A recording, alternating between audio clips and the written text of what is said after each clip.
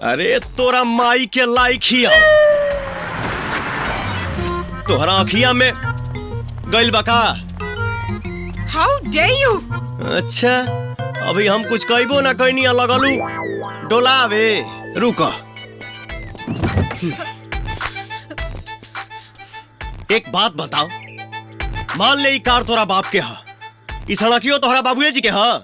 चले के सहूर नहीं खन सिखौले डैडी जी। और तुम्हारी इतनी बड़ी बड़ी आंखें हैं, देख के नहीं चल सकते? तुम्हारे बाप ने तुम्हें तमीज के साथ रोड पे चलना भी नहीं सिखाया? तो के तमीज तो हम सिखावता नहीं।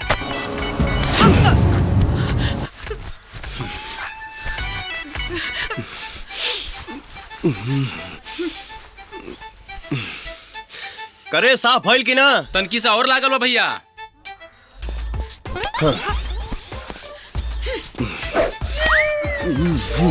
ये क्या कर रहे हो? छोड़ो मुझे।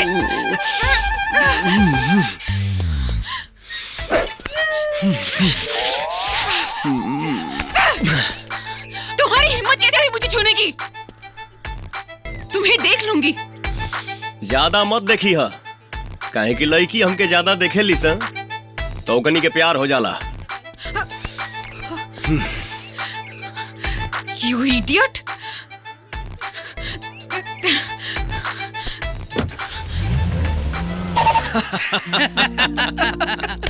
अरे अमर, वो देखा पापा वाली आ गेली। ए मुन्नी है ना आवा। जी कहीं हमरा और का सेवा कर सकता नहीं? सेवा हुआ बाद में करी हा, पहले यही बतावा तू अपना पापा जी से पूछ के आईलू हा कि जब हम तोरा के आई लव यू कहब तो तू का जवाब देबू? जी हमार पापा जी कहले हैं कि अपन पति के अलावा केहू के भी आई लव यू ना बोले के। अरे वाह वाह, बड़ा उच्च विचार बा तोरा पापा जी के।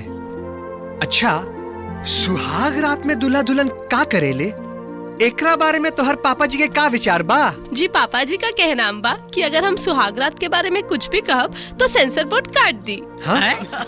ब्लैक बोर्ड तो सुना था, ये सेंसर बोर्ड का होता है? जी प्रणाम, हम जाता नहीं। ए मुन्नी, अपन ओढ़नी तो संभाला, भुइया लसराता। अरे लसराए दा, ओढ़नी भी आपन फर्ज निभावता।